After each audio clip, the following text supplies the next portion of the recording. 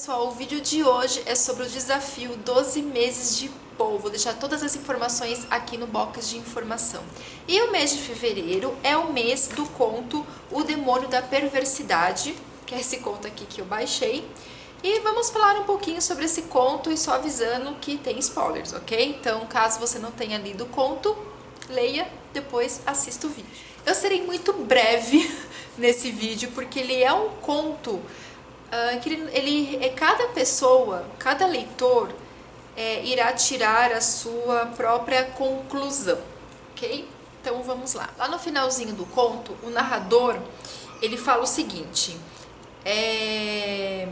por fim, lendo algumas memórias francesas, encontrei a narrativa de uma doença quase fatal que atacou Madame Pilau, em consequência de uma vela acidentalmente envenenada.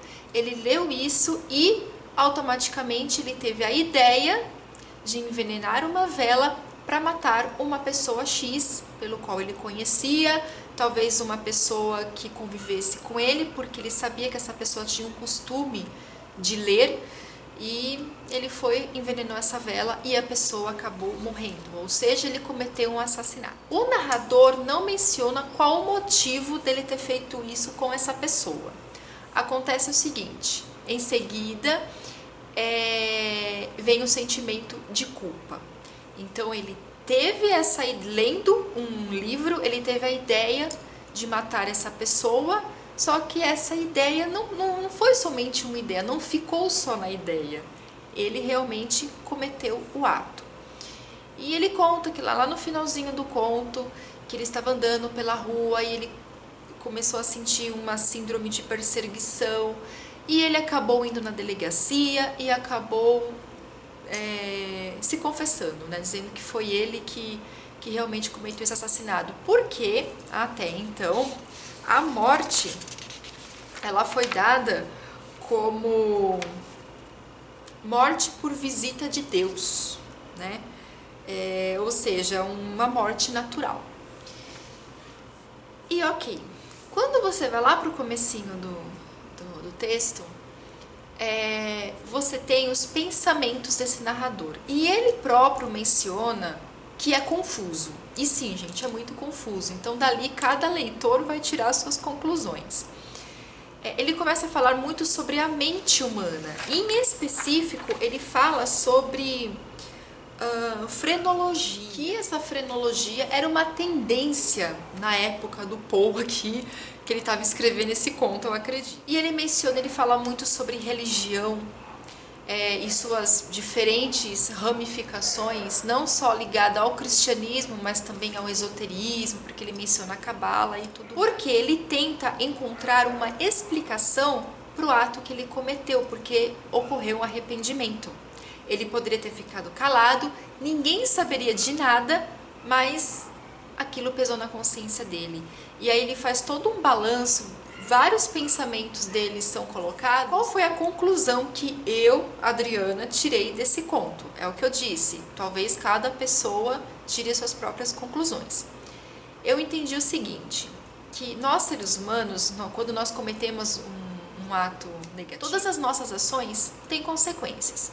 E quando essa consequência ela vem como negativa, nós temos o costume de culpar Deus ou o diabo. Então, a maioria das pessoas tem o costume de culpar esse Deus e esse diabo. E aí que entra o título do conto, que se chama O Demônio da Perversidade.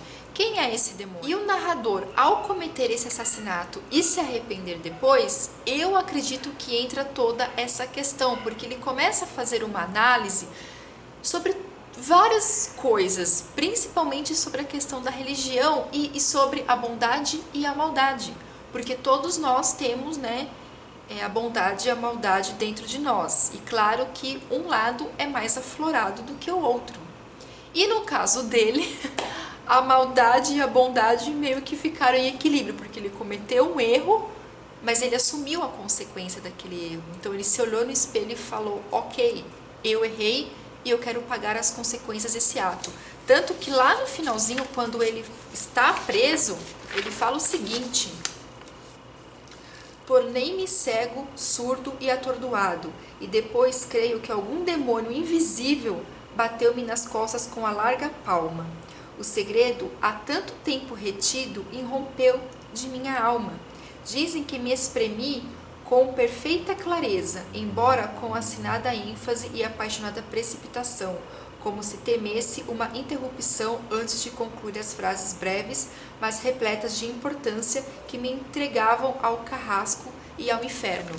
Então ele cita ao mesmo tempo que você tem aquela impressão de que ele, não vou nem dizer a impressão, mas existe uma ambiguidade aqui. Ele cita que o demônio bateu nas costas dele, provavelmente ele cometeu o assassinato, e que depois Deus veio e falou, olha lá meu filho, vai e confessa. Ou você pode olhar, né, com a outra visão, que é essa minha conclusão que eu tirei. Ele viu que ele cometeu um erro e ele tentou analisar o porquê que ele realmente cometeu esse erro e depois se arrependeu e confessou. E ele fala o seguinte: tendo relatado tudo quanto era preciso para a plena prova judicial, desmaiei. Que me resta dizer? Hoje suporto essas cadeias e estou aqui. Amanhã estarei livre de ferros. Mas onde? Ou seja, mesmo ele cumprindo a pena dele, ele irá carregar esse peso para o resto da vida. Então, basicamente, o que eu entendi, a conclusão que eu tirei do conto, foi essa conclusão que eu acabei de passar para vocês. Deixa aqui nos comentários para você que já leu esse conto, o que vocês acharam, quais as conclusões que vocês tiraram, que será bem bacana a gente discutir o assunto. Beijos para vocês e até o próximo vídeo. Tchau!